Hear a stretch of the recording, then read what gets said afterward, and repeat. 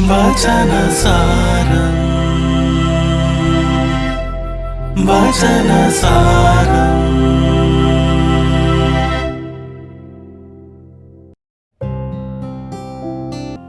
ഓരോ ദൈവാലയത്തിൻ്റെ മുന്നിലൂടെ കടന്നു പോകുമ്പോഴും പഴമക്കാർ ചെയ്തിരുന്ന, ഇന്ന് നമുക്ക് കൈമോശം വന്നുപോയ ഒരു പതിവുണ്ടായിരുന്നു. ഒന്ന് നിന്ന് കുമ്പിട്ട് കുരിശ് വരച്ച് മുന്നോട്ട് നീങ്ങുന്ന ഒരു പതിവ്. ദൈവസാന്നിധ്യത്തിൻ്റെ പ്രതിബിംബമാണ് ഓരോ ദൈവാലയവും. അതിനുള്ളിൽ നിത്യസാന്നിധ്യമായി സക്രാരിയുണ്ട്. അതിനോട് ചേർന്ന് കെടാവിളക്കുണ്ട്.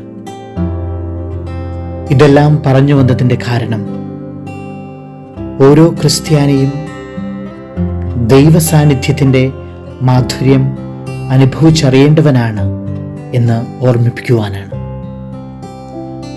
ജോർദാനിൽ വെച്ച് ഈശോ സ്നാപക യോഹന്നാനിൽ നിന്ന് മാമോദിസ സ്വീകരിച്ചപ്പോൾ ദൈവസാന്നിധ്യത്തിൻ്റെ പ്രതീകമായിരുന്നു സ്വർഗം തുറക്കപ്പെട്ടതും പരിശുദ്ധാത്മാവ് പ്രാവിൻ്റെ രൂപത്തിൽ അവിടുത്തെ മേൽ എഴുന്നള്ളി വന്നതും.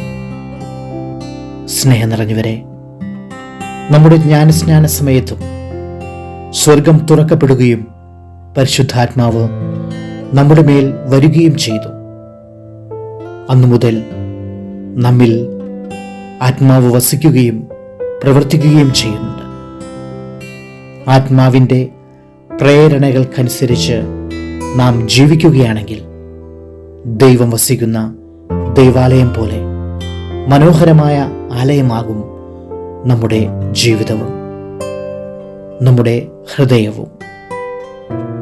വിശുദ്ധ യോഹന്നാൻ തൻ്റെ 1-ാം ലേഖനത്തിൽ പറയുന്നത് പോലെ, പുത്രനെ സ്വന്തമാക്കിയവൻ ജീവനെ തന്നെ സ്വന്തമാക്കിയിരിക്കുന്നു. നമ്മുടെ ശരീരത്തെ ദൈവത്തിൻ്റെ ആലയമായി കാണുവാനും ആത്മാവിൻ്റെ പ്രേരണകൾക്കനുസരിച്ച് ജീവിക്കുവാനും നമുക്ക് പരിശ്രമിക്കാം.